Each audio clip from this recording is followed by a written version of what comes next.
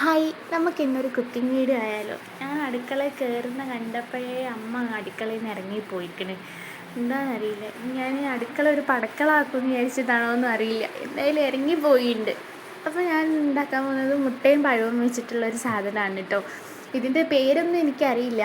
ഇത് വേറെ എവിടേക്കോ ആരൊക്കെയോ ഉണ്ടാക്കിയിട്ടുണ്ട്, വേറെ രീതിക്കും വേറെ കുറേ സാധനങ്ങളൊക്കെ ഇട്ടിട്ട്. എനിക്ക് അത്രയും സാധനങ്ങളൊന്നും ഇല്ലാത്തതുകൊണ്ട് ഞാൻ മുട്ടയും പഴവും എടുത്തിട്ടുള്ളൂ.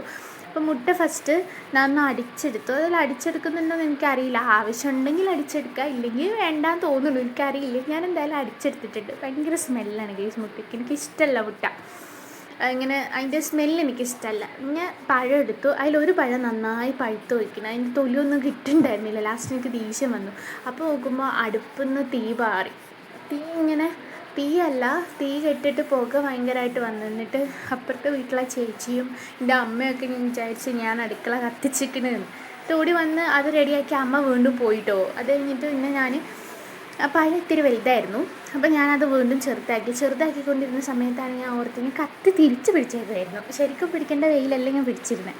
പിന്നെ അതിലേക്ക് പഞ്ചസാര ഇടാനുള്ള തവിയൊന്നും കിട്ടാത്തത് കൊണ്ട് ഞാൻ ഏതൊക്കെയോ ഒരു തവി എടുത്തിട്ട് പഞ്ചസാര ഇട്ട്. അത് കഴിഞ്ഞിട്ട് പിന്നെ ഒരു വഴിക്ക് പോവല്ലേ എന്ന് വിചാരിച്ച് കുറച്ച് ഉപ്പ് പേരിനിട്ടു. ഇത്രയേ വേണ്ടുള്ളൂ കേട്ടോ, വേറൊന്നും വേണ്ട. എന്നിട്ട് ഒരു പാൻ എടുത്തിട്ട് അതിലേക്ക് കുറച്ച് എണ്ണ തൂത്ത്. ഇത് ഞാൻ ഇങ്ങനെ പിടിച്ചപ്പോൾ എനിക്ക് കറക്റ്റായിട്ട് കിട്ടി, അല്ലെങ്കിൽ നിലത്തേക്കൊക്കെ വീഴുമായിരുന്നു. അപ്പോൾ അതിൻ്റെ സന്തോഷമാണ്. നിൻ്റെ അമ്മേനെ പോലെയില്ലേ ഞാൻ കാണാൻ? സാധാരണ എല്ലാവരും പറയും നിൻ്റെ അച്ഛനെ പോലെ ഞാൻ കാണാൻ, പക്ഷെ എനിക്ക് ഈ വീഡിയോ കണ്ടപ്പോൾ നിൻ്റെ അമ്മേനെ പോലെ തോന്നി. വഴി മാറിപ്പോയി. എന്നിട്ട് നമ്മൾ അതൊക്കെ മിക്സ് ചെയ്ത് എണ്ണ തൂത്ത് ചട്ടി ചൂടായി കഴിഞ്ഞപ്പോൾ അതിനകത്തേക്ക് ഒഴിച്ച് വെച്ചു.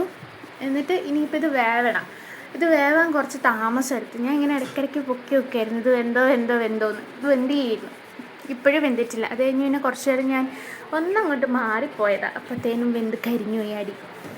അല്ലെങ്കിലും ഞാൻ കുക്ക് ചെയ്യാൻ വന്ന എന്തെങ്കിലും ഒരു മിസ്റ്റേക്ക് എപ്പോഴും പറ്റാറ് നാച്ചുറലാണല്ലോ, നമ്മൾ പഠിച്ചു വരുന്നല്ലേ ഉള്ളൂ, സമയമുണ്ടല്ലോ.